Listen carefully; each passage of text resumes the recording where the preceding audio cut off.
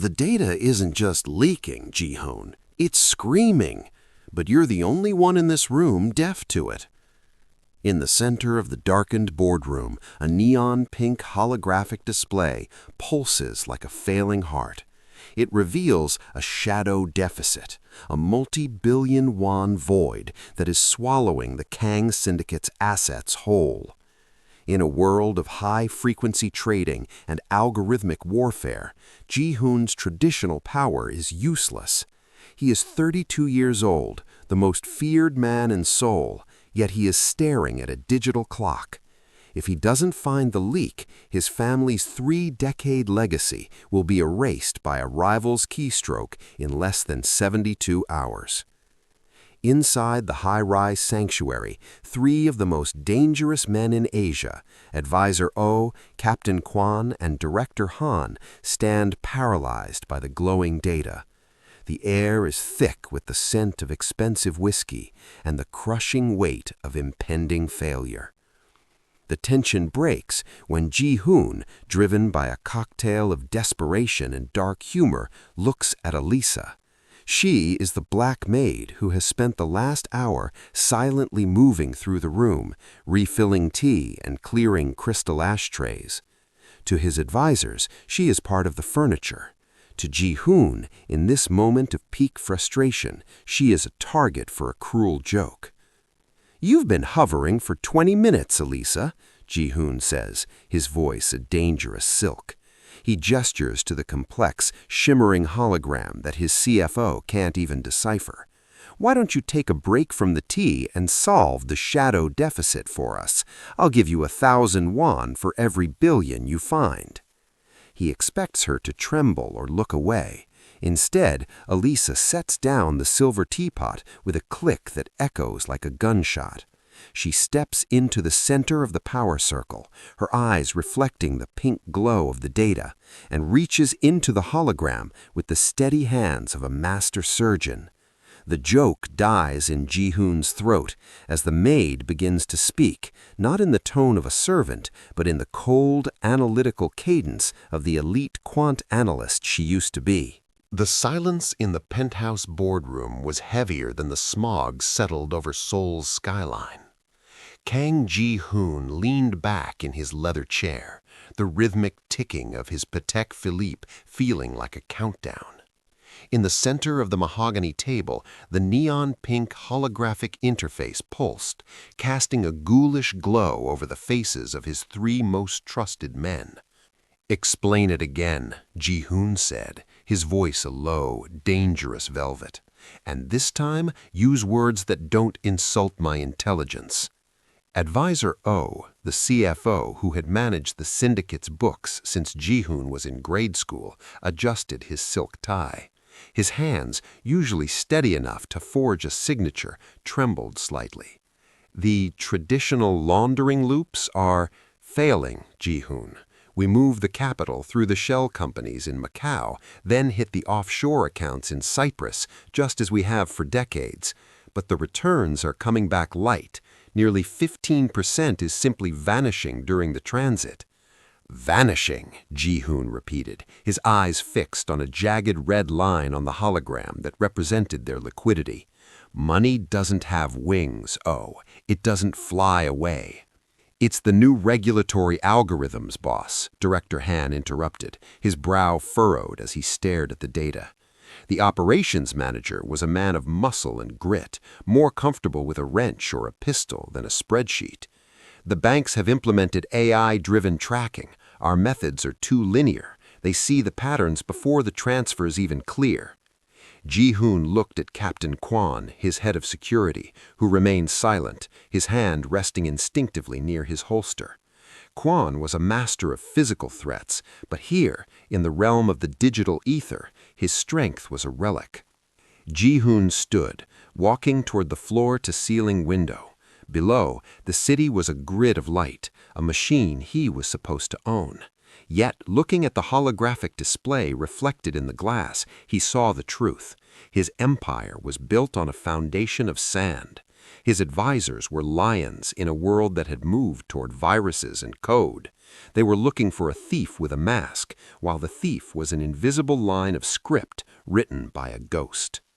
We are losing 80 billion won every fiscal quarter. In 72 hours, the shortfall will trigger a red flag in the central exchange. The authorities won't even need to knock down our doors. They'll just freeze our existence with a single keystroke. He turned back to the room, the pink light carving deep shadows into his sharp features. He looked at his advisors, men he had viewed as giants, and saw only relics. They were obsolete. The legacy his father had bled for was evaporating into a digital mist, and the men meant to protect it were holding umbrellas in a hurricane. You're telling me, his gaze landed on the shimmering, incomprehensible data, that we are being bankrupted by a ghost we can't even see? The silence returned, more absolute than before. They had no answer. The kings of the underworld were being dethroned by a math problem they didn't know how to solve. Elisa moved through the obsidian estate like a ghost in sensible shoes. To the men who governed this fortress, she was less than a person. She was a variable in their domestic background, as unremarkable as the humidity or the scent of expensive floor wax. This invisibility was her greatest asset. As she polished the heavy silver service in the dining room adjacent to the boardroom, her eyes never stopped scanning. She wasn't just cleaning, she was auditing. Her hands moved with a mechanical, practiced grace, but her mind, a mind that held a master's in quantitative finance and years of experience at a top-tier firm before the scandal, was firing at a speed the men next door couldn't fathom. She had seen the crumpled memos in the trash. She had heard the panicked whispers of the tech leads in the hallways. Most importantly, she had watched the holographic displays through the half-open door for weeks. The shadow deficit wasn't a mystery to her, it was an inevitability. While she wiped a smudge from a silver tray, she traced the logic of their failure in her head.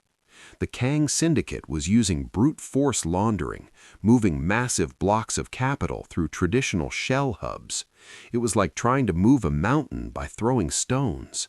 The new Guardian AI being used by the Seoul financial authorities didn't look for the money, it looked for the ripples the money left behind.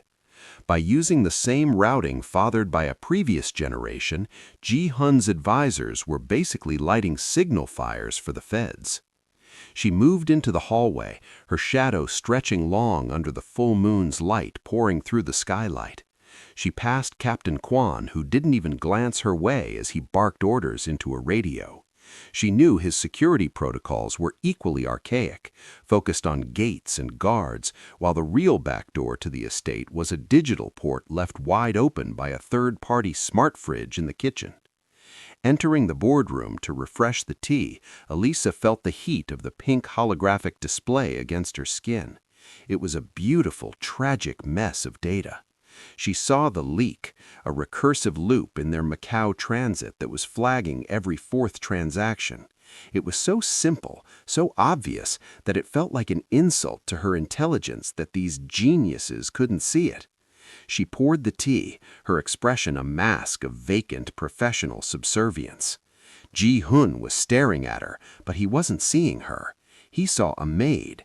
He saw a pair of hands. He didn't see the woman who had already rewritten his entire financial architecture in her mind while she waited for the kettle to boil.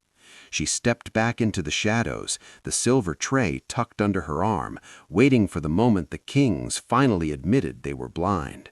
The amber liquid in Ji-hun's glass swirled as he drained his third whiskey, the burn doing little to dull the sharp edge of his failure.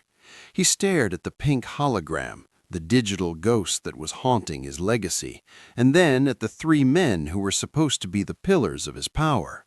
They looked small. They looked ancient. A soft chime of porcelain against wood broke the suffocating tension. Elisa was there again, leaning over the table to clear the dregs of the tea she had served moments ago.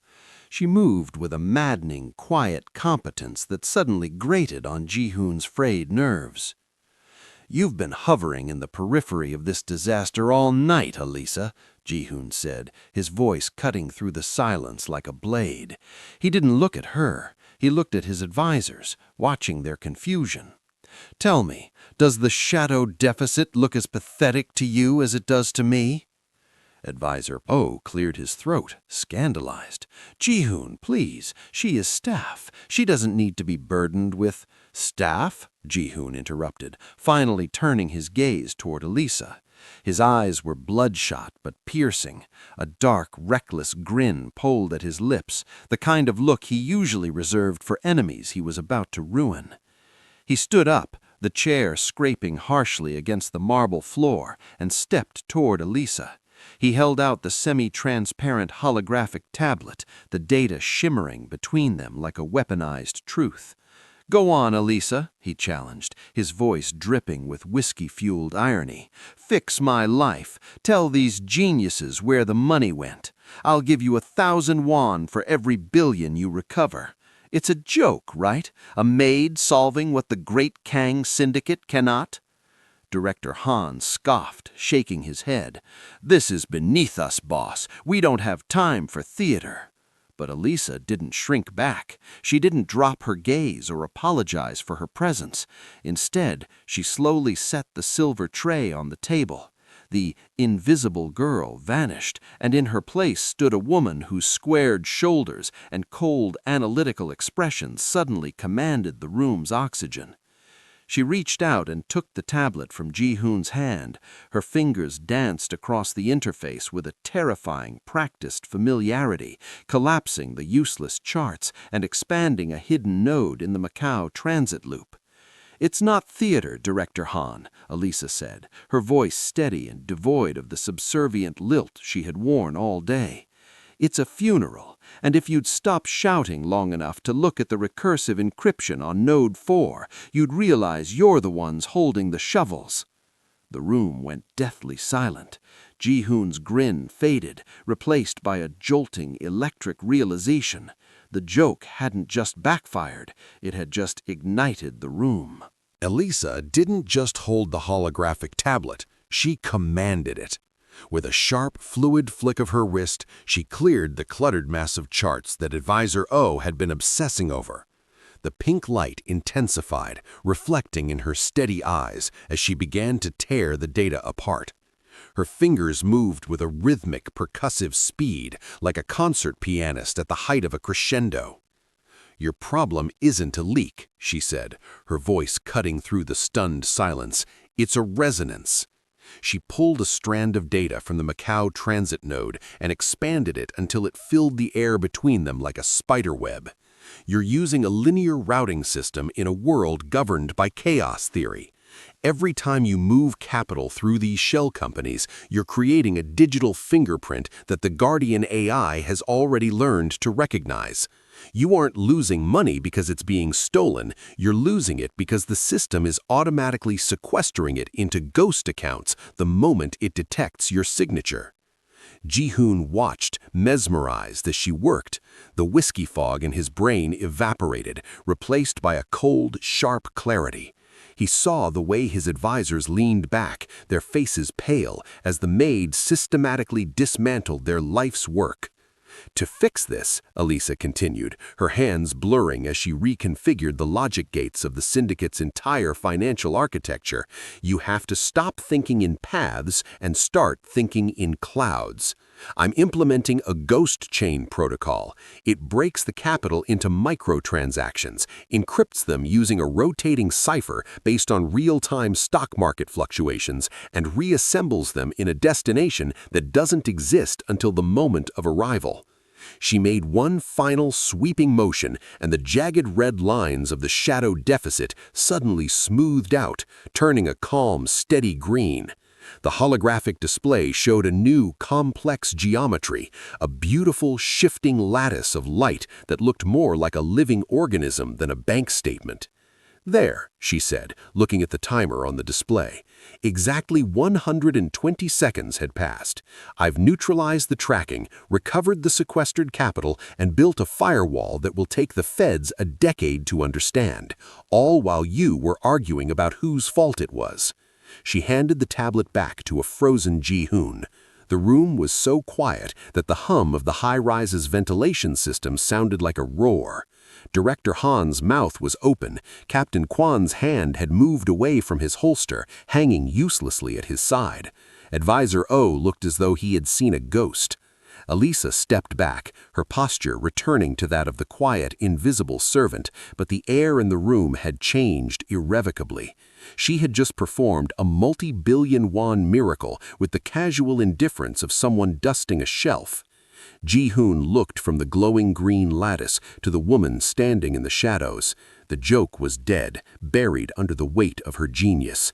For the first time in his life, the most powerful man in Seoul felt like the smallest person in the room. The stillness in the room was absolute, a vacuum created by the sheer impossibility of what had just occurred.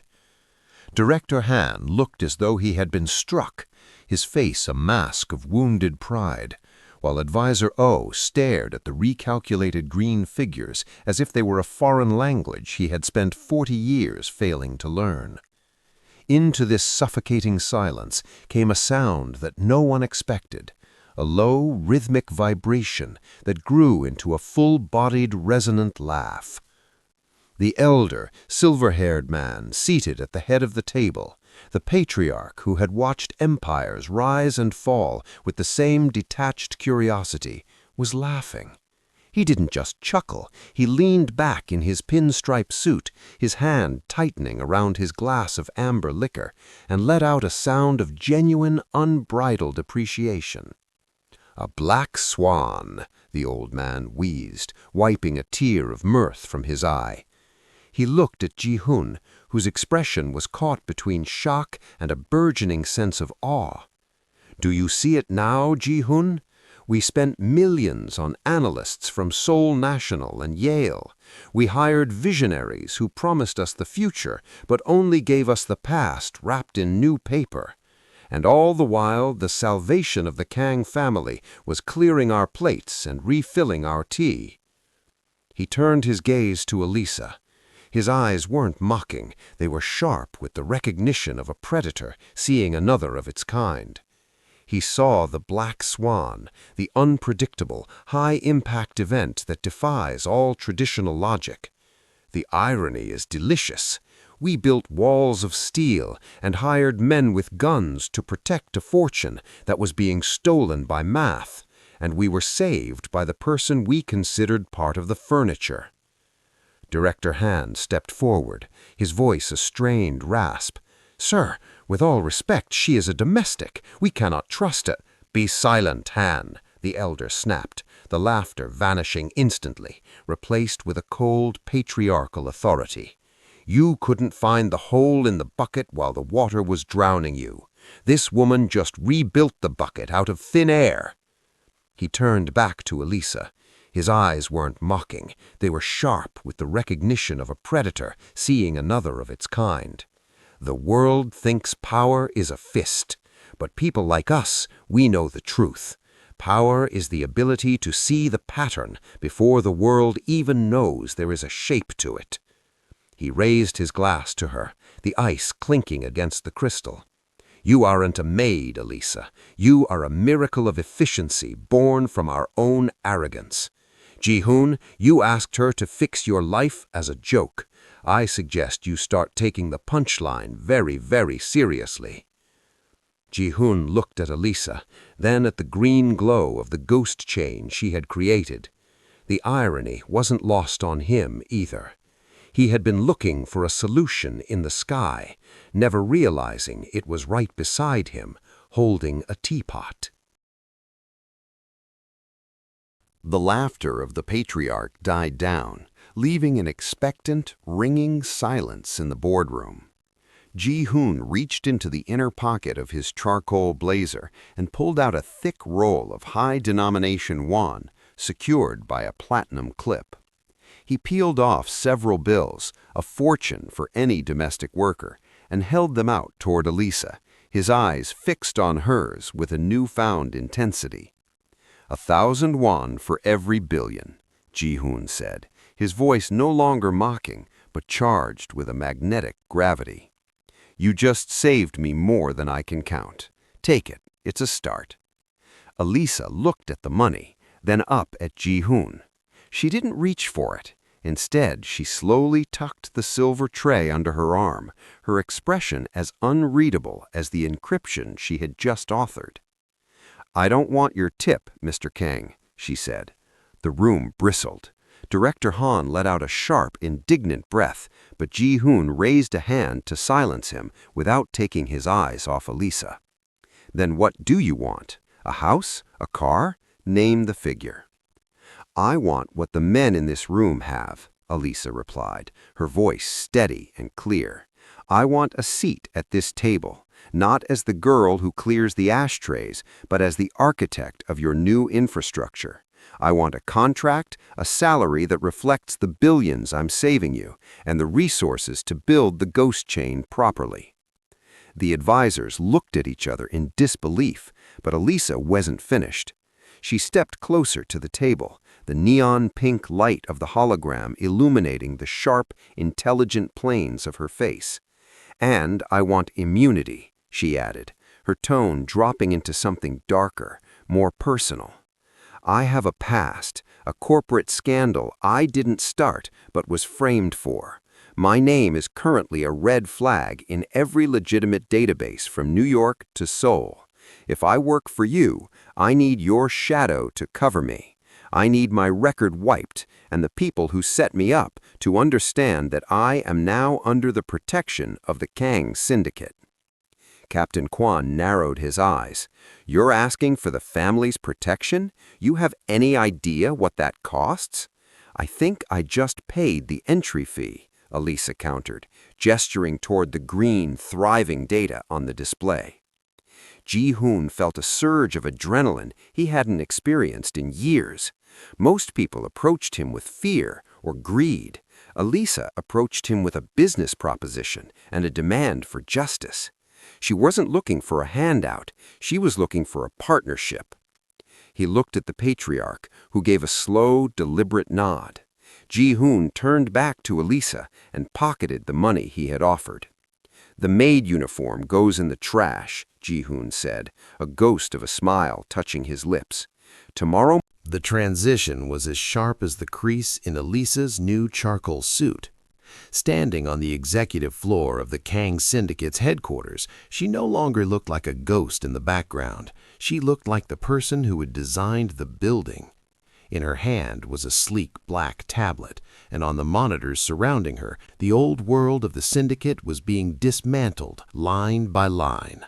This is a slaughter, Director Han hissed, slamming his hand onto the glass conference table.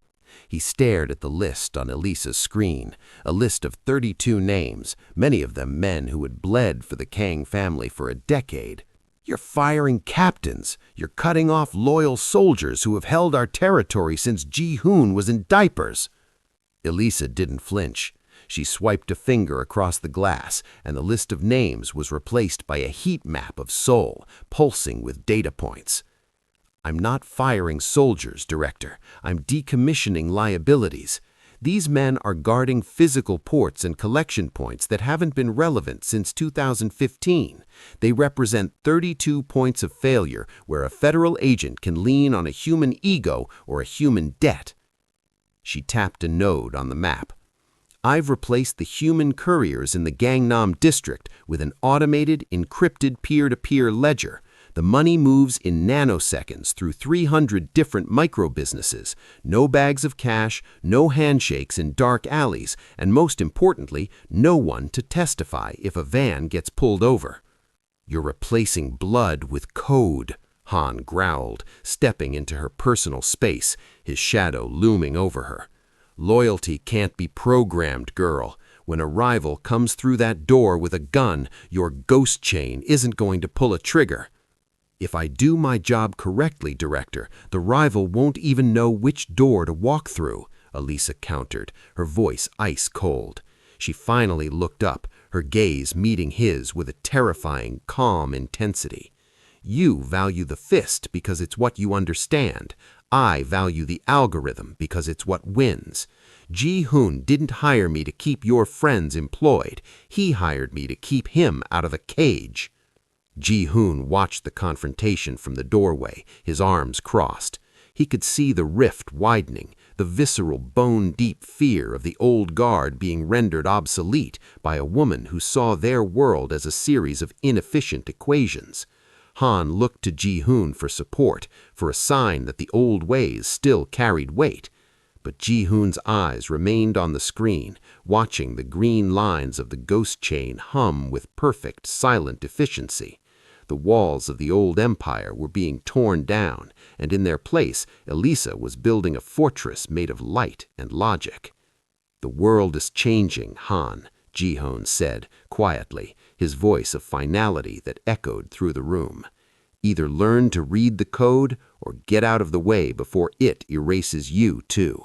The transition period was exactly what the rival Namsun syndicate had been waiting for, a perceived moment of structural fragility. In the dim, neon-pulsing hours of Tuesday morning, a coordinated strike was launched against 3 of the Kang family's primary distribution hubs. Traditionally, this would have triggered a chaotic bloodbath of sirens and gunfire. Instead, it triggered a silent symphony of code. Inside the command center, Elisa sat calmly before the holographic array, her fingers hovering over the interface. Director Han paced behind her, his hand white-knuckled on the back of her chair. "They're at the perimeter of the Incheon warehouse," he growled, checking his watch. "My men are still 5 minutes out. If the Namsun hitters breach those doors, we lose the shipment and our reputation." "They won't reach the doors, Director," Elisa said, her voice a cool breeze against his heated panic. She didn't reach for a radio to call for reinforcements. She reached for the security-by-design architecture she had woven into the estate's nervous system. On the monitors, the Namsun tactical teams were shown moving with precision toward the warehouse. But as they crossed the invisible geofence Elisa had established, the world around them shifted. The digital locks didn't just stay closed, they entered a recursive loop, spoofing the attacker's biometric scanners to show a success while keeping the bolts deadlocked. Simultaneously, the facility's localized cellular network created a honeypot, a fake signal that redirected the rival's encrypted communications to a server Elisa controlled. "What are you doing?" Han demanded, staring at the screen. "Why aren't the alarms sounding?" "Because alarms warn the enemy. I prefer to trap them." She tapped a final command. In an instant, the automated fire suppression systems at the warehouse deployed not water, but a dense, non-toxic gas that obscured all vision, while high-frequency acoustic emitters, silent to the human ear but devastating to the inner ear, began to pulse.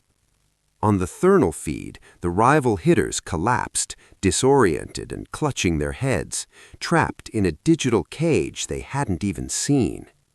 Within seconds, the local police, notified by an anonymous encrypted tip Elisa had pre-programmed to trigger upon a breach, arrived to find the Namsun's elite squad incapacitated on the pavement. Not a single Kang soldier had fired a shot. Ji-hoon entered the room, his eyes moving from the thermal feed to Elisa's calm profile. The sheer efficiency of the victory was staggering. He looked at Director Han, whose face was a mixture of shock and reluctant realization. "The transition isn't a weakness, Ji-hoon," Elisa said, finally turning to meet his gaze.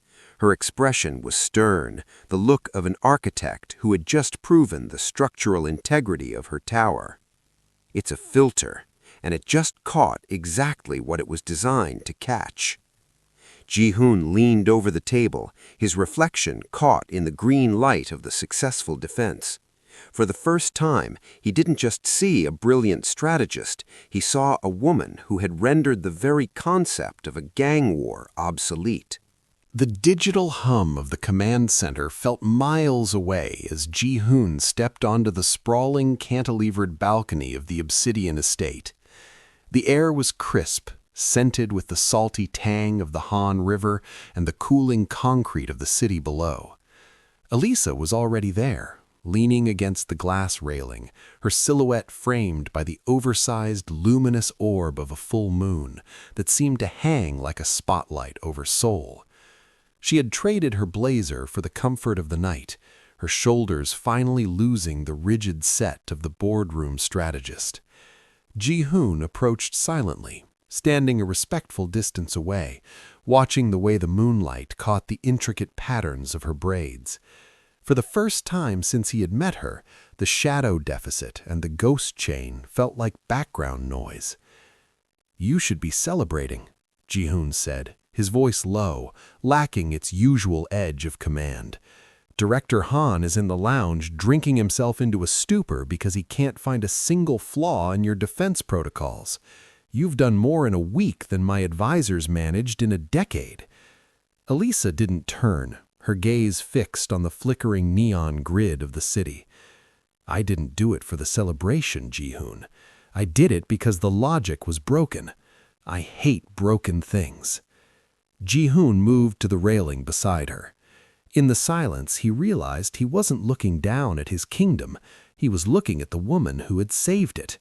He thought of the joke he had made, the 1,000-won promise, the mockery of a maid. The memory burned with a sudden, sharp shame. He saw now that her brilliance wasn't just a tool he had acquired. It was a force of nature he was lucky to be near. "I spent my whole life thinking that being a leader meant being the strongest person in the room," Ji-hoon confessed, his gaze dropping to his own hands. "But watching you tonight, I realized I was just the loudest. You don't just solve problems, Elisa. You see the world in a way I didn't think was possible." Elisa finally turned to him, her expression softening. The stern architect was gone, replaced by someone who looked, for a fleeting moment, vulnerable. "Most people see the uniform, Ji-hoon, or the skin, or the title. It's rare to find someone who actually looks at the data." "I see you," and the weight of the words surprised him. It wasn't the gaze of a boss or a protector, it was the recognition of a peer. In the silver light of the Seoul moon, the hierarchy of the estate dissolved. He wasn't the boss, and she wasn't the maid. They were two architects standing amidst the blueprint of a new world, finally seeing each other as equals. He reached out, his hand hovering near hers on the cold glass. "I didn't just hire a strategist. I found the only person who can actually see me, too." Elisa smiled, a real, weary, beautiful smile, and for the first time, she didn't step back into the shadows. She stayed in the light. The sanctuary of the executive suite was shattered by the cold, digital trace of a ghost in the system. While the rest of the estate slept, Advisor O sat in the shadows of his private study, his face pale in the harsh glow of a portable drive. For 40 years, he had been the gatekeeper of the Kang family's secrets, but in Elisa's new world, he felt like a man standing on a dissolving island. The ghost chain didn't just protect the money, it made him obsolete. Driven by a toxic blend of wounded pride and the terror of being discarded, O had reached out to a contact in the Seoul Metropolitan Police Agency. His price for the encryption keys to Elisa's architecture was simple: full immunity and a quiet retirement in Switzerland.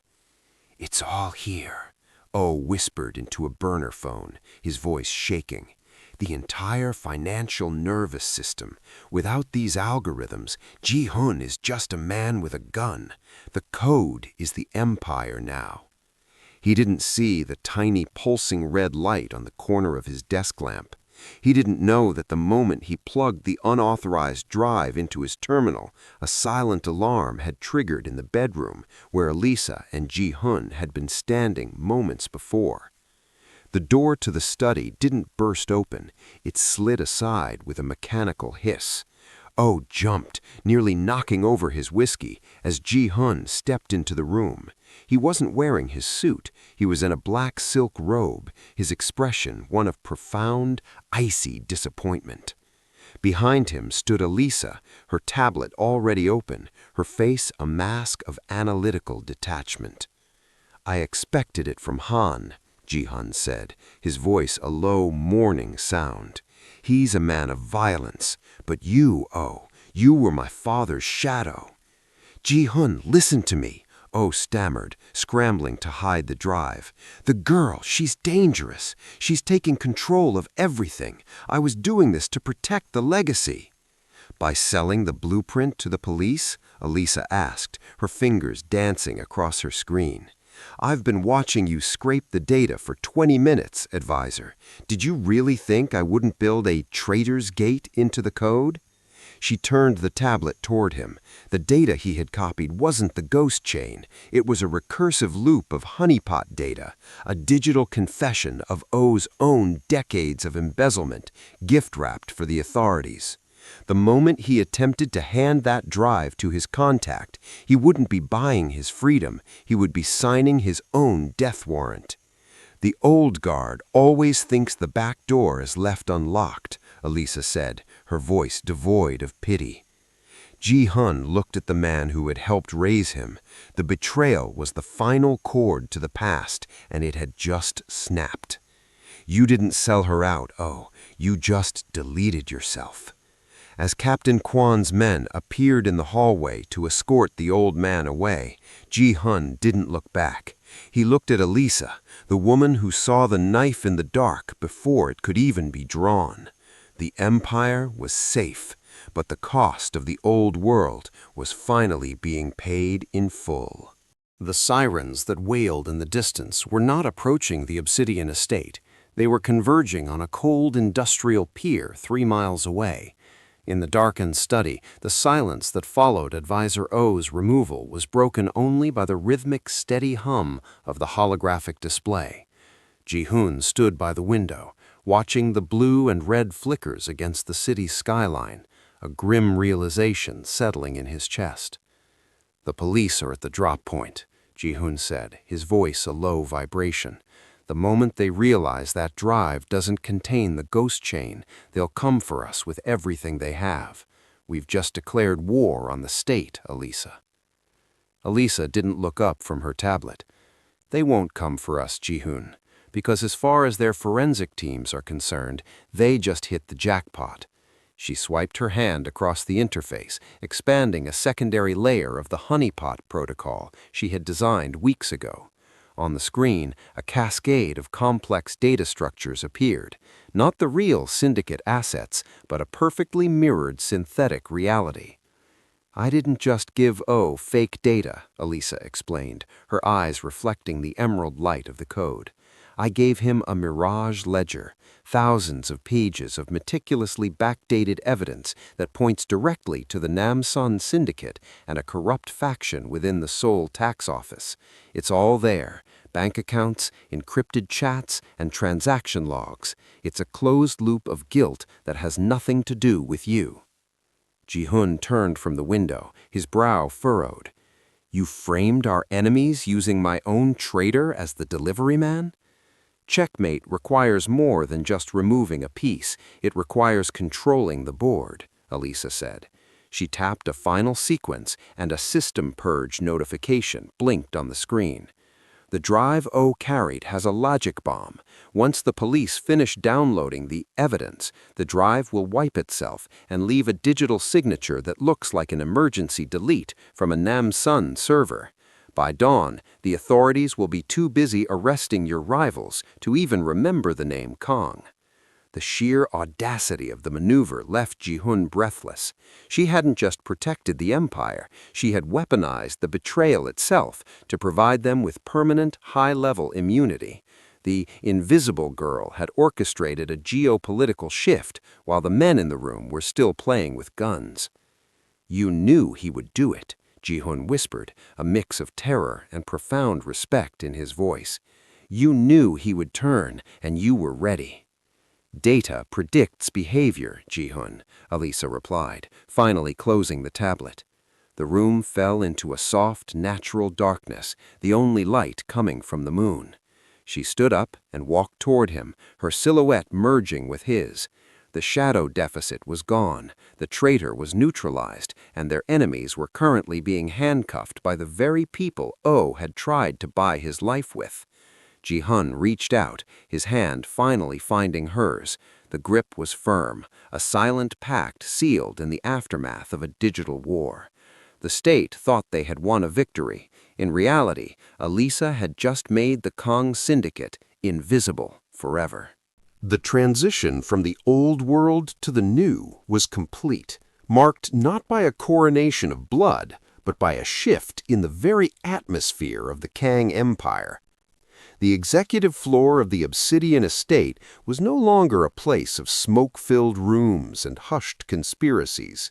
It was a cathedral of glass, light, and humming servers.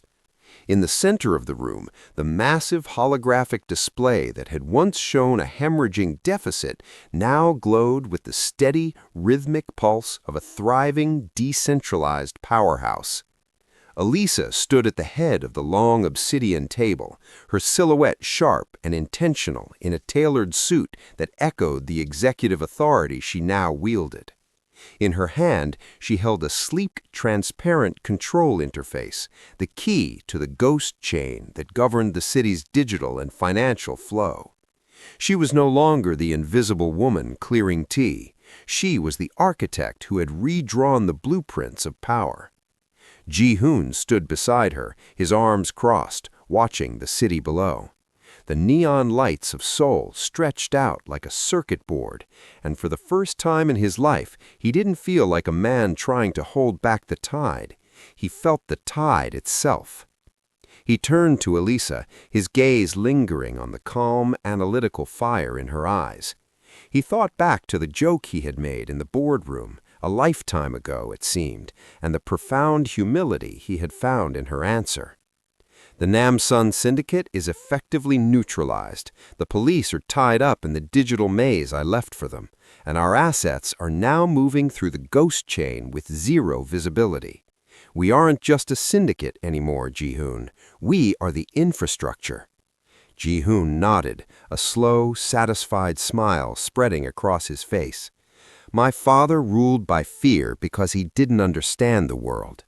I tried to rule by force because I thought it was the only way to survive. But you gestured to the shimmering data between them. You've given us vision. He reached out, not to command her, but to stand with her.